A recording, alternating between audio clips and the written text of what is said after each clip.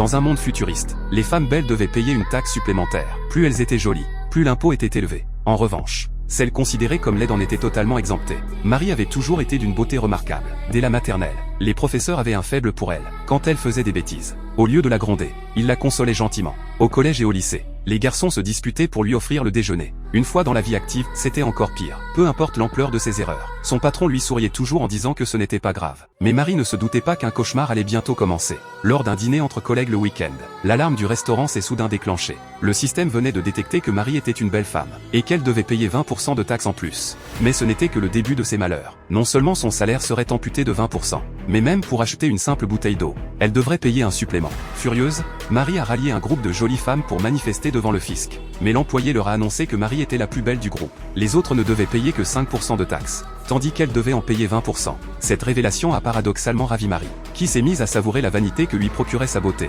Hélas, son bonheur fut de courte durée. Une nouvelle employée est arrivée dans l'entreprise, soumise à une taxe de 25%. Voyant sa couronne lui échapper, Marie s'est mise au sport comme une forcenée, et a même contracté un prêt pour se faire refaire. Après tous ses efforts, elle a enfin atteint le taux de 30%. Mais le retournement de situation ne s'est pas fait attendre. Sa collègue si belle a dépensé une fortune pour se faire enlaidir chirurgicalement. La taxe exorbitante l'avait menée au bord de la faillite. Et même son petit ami l'avait quitté.